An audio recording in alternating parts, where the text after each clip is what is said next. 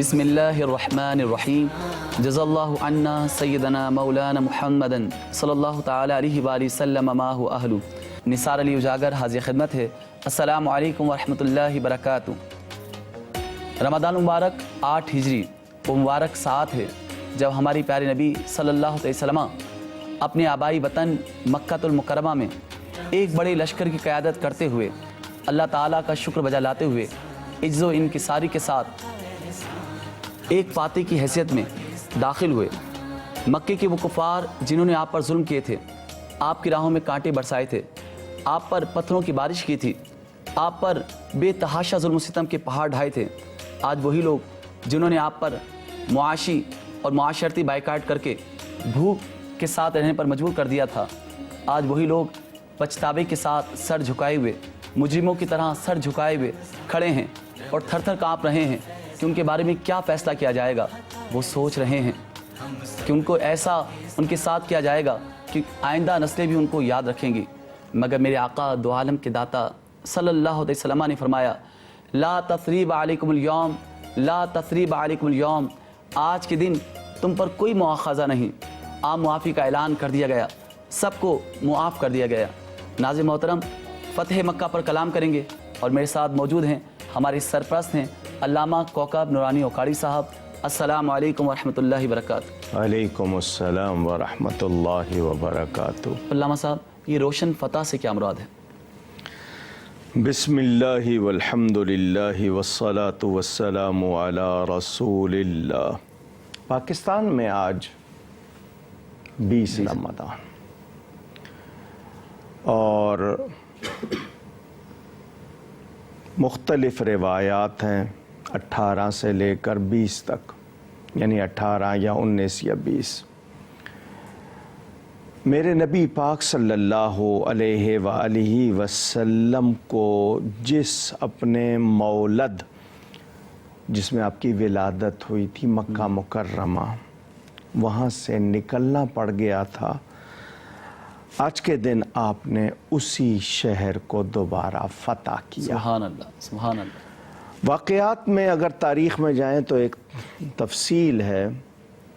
میرے پیارے نبی پاک صلی اللہ علیہ وسلم مکہ مکرمہ سے جب ہجرت فرما گئے تو مکہ والوں نے جو بھی رکھا سلوک اسی پر بس نہیں، بلکہ جب آپ عمرہ کرنے آئے انہوں نے شہر میں داخل نہیں ہونے دیا۔ اب کچھ لوگ یہاں یہ اعتراض کرتے ہیں کہ نبی صلی اللہ علیہ وسلم کے بارے میں کہتے ہیں انہیں سب پتہ ہے، وہ احرام باندھ کے آئے اور داخل نہیں ہو سکے، تو پہلے سے ہی بتا دیتے، اتنے صحابہ ساتھ تھے۔ اگر نبی پاک صلی اللہ علیہ وسلم کے ساتھ ایسا نہ ہوتا اور آج ہم احرام باندھ کے جاتے اور ہمیں داخل نہ ہونے دیا جاتا تو ہم کہاں سے کوئی مسئلہ نکالتے؟ کون سی نظیر ہوتی ہمارے سامنے؟ تو اعتراض کرنے والوں کی عقل اور فہم میں کمی ہوتی ہے، نبی کی شان میں کمی نہیں ہے۔ سبحان اللہ، سبحان اللہ، بے شک۔ اصل مسئلہ سمجھنا ہے، وہ اس وقت یہ پوری دنیا کے لیے قانون قائم ہو رہا ہے، لا گیور ہیں وہ، سب سے پہلے قانون دینے والے ہیں انسانی معاشرے کو۔ تو اس وقت صلح حدیبیہ کے نام سے ایک واقعہ پیش آیا، اس کی میں تفصیل میں نہیں جا رہا، ورنہ تھوڑا سا بتاتا تو اس کا پس منظر معلوم ہو جاتا۔ طے ہوا تھا کہ ابھی مسلمان چلے جائیں پھر آ جائیں گے، دوبارہ تو ہم آنے دیں گے، اور ساتھ ہی کہ اگر ادھر کا کوئی ادھر جائے گا یا ادھر کا کوئی ادھر آئے گا پناہ نہیں دی جائے گی، یعنی حلیف ہونا۔ سبحان اللہ۔ ہم حریف نہیں ہوں گے، اب حلیف ہوں گے ایک دوسرے کے ساتھ، جس طرح ایک ایگریمنٹ یا دوست قبیلہ ہوتے ہیں جس طرح معاہدہ کیا جاتا ہے امن کے حوالے سے، یا دوستی کے اس کو نام دیا جا سکتا ہے۔ بنی بکر اور بنی خزاعہ ان دونوں کے نام ملتے ہیں، انہوں نے ہی آپس میں، یعنی خود کفار نے اس خلاف ورزی کی، پہلے چھوٹی چھوٹی کی اور پھر بڑی کی، یعنی موقع دے دیا کہ اب، یعنی ہوتا نا ایک مزاج، سازشی مزاج ہے یا شرارتی مزاج ہے، آپ لاکھ سمجھا لیں کرنا وہی ہے۔ وہ کہتے ہیں نا رسی جل گئی بل نہ گیا، یعنی آدمی وہ چور چوری سے جاتا ہے، ہیرا پھیری سے، ان کی سرشت میں یہی تھا شاید۔ لیکن اللہ تعالیٰ نے بنیاد رکھ دی اور پہلے ہی خوشخبری دے دی تھی کہ بے شک ہم آپ کو روشن کھلی ہوئی فتح، اس سے معنوی طور پر مراد فتح مکہ۔ تو وہ نبی کریم صلی اللہ علیہ وسلم کا ایک عمل۔ دوسری بات یہ کہ خفیہ پلان، جس کو آپ کہتے ہیں نا، ایسا منصوبہ بنانا جس کو راز رکھنا، یہ بھی کیونکہ جنگ ایک داؤ ہوتی ہے، الحرب خدعۃ عربی میں کہا جاتا ہے، بعض لوگ حدیث بتاتے ہیں لیکن مقولہ ہے یہ کہ جنگ ایک داؤ ہے۔ نبی کریم صلی اللہ علیہ وسلم نے اس سفر کی ایسی منصوبہ سازی کی جس کو ظاہر نہیں ہونے دیا، سبحان اللہ، سبحان اللہ۔ وہ بھی ہمارے لیے ایک سبق۔ اور کمال یہ ہے کہ اتنا بڑا لشکر ہے اور کوئی معمولی سی بھی بد نظمی، بے ترتیبی کی شکایت نہیں ہے۔ سبحان اللہ۔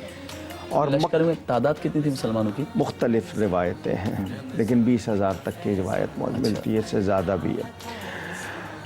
حضور صلی اللہ علیہ وسلم کے ساتھ تمام لوگ، کیونکہ مختلف بنا دیے تھے نا راستوں سے تاکہ کسی طرف سے بھی کوئی کاروائی نہ ہو سکے، چاروں طرف سے گھیرنا تھا۔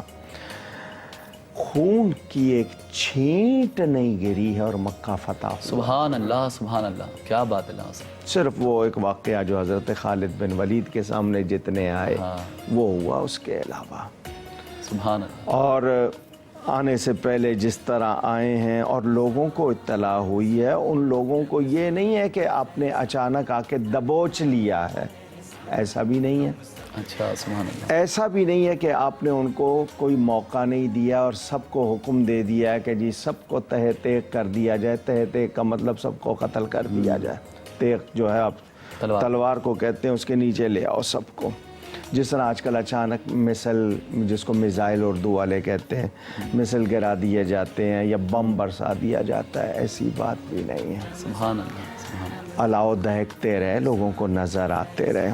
اور وہ لوگ جن کی اسلام دشمنی ایک مثال بن گئی تھی کہ اگر کسی کو دشمنی دیکھنی ہو تو ان کو دیکھے، ان لوگوں کے لیے میرے پیارے نبی پاک صلی اللہ علیہ وسلم کا یہ اعلان کہ جو ان کے گھر میں پناہ لے لے اس کو بھی امان، سبحان اللہ، سبحان اللہ۔ اپنے گھر کا دروازہ بند کر لے اس کو بھی امان، سبحان اللہ، کعبے میں چلا جائے اس کو بھی امان۔ سبحان اللہ۔ جب مکہ مکرمہ میں داخل ہو رہے تھے تو صحابہ میں سے کچھ کے منہ سے نکل گیا، آج ہم گن گن کے بدلے لیں گے۔ اچھا، بدلے لینے کا دن ہے، یوم الملحمہ کا ذکر ملتا ہے۔ انہوں نے چونکہ ستم سہے تھے، اور ستم بھی کیسے، حضرت بلال کے واقعات پڑھیے، عمار ابن یاسر کے گھرانے کے واقعات پڑھیے، خود نبی پاک صلی اللہ علیہ وسلم، حضرت ابو بکر، حضرت عمر، حضرت عثمان رضی اللہ عنہم پہ کتنے ہو، اس حد تک کہ والی کونین ہے، نماز پڑھ رہے ہیں اور آپ پر جانور کی اوجھ ڈال دی جاتی ہے۔ پھر کھانے پینے کا تعلق ختم، لین دین کا تعلق ختم، بول چال کا تعلق ختم، میل جول کا تعلق ختم، شیب ابی طالب کے واقعات۔ پھر یہ ہے کہ ان کے مالوں پر قبضہ، ان کے ساتھ بدسلوکی، بد زبانی، ہجرت کر کے جا رہے ہیں تو پیچھا کیا جا رہا ہے ابشا کی طرف، کہ کون سا ظلم تھا جو نہیں کیا۔ تو وہ نبی کریم صلی اللہ علیہ وآلہ وسلم کو یہ بات پہنچ گئی۔ صحابہ لازمی بات ہے، ان کے زخم 13 برس، جس کو کہتے ہیں نا عرصہ حیات تنگ کر دینا، یعنی آپ کا جینا مشکل کر دینا، بالکل ایسا۔ اب وہ ان کو آئے ہیں فاتحانہ شان سے تو کہہ رہے ہیں کہ آج بدلے لیں گے۔ میرے آقا مسکرائے۔ سبحان اللہ، سبحان اللہ۔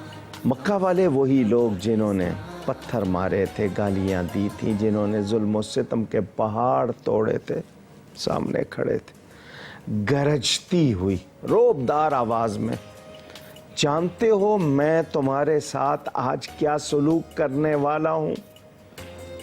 آواز کے روب سے وہ لرز جائیں، سبحان اللہ۔ مگر وہ جانتے تھے، انہوں نے 53 برس دیکھا تھا، سبحان اللہ۔ صبح بھی، شام بھی، دن بھی، رات بھی دیکھا تھا۔ انہوں نے کہا آپ ہم سے پوچھتے ہیں کہ آپ ہمارے ساتھ کیا کریں گے؟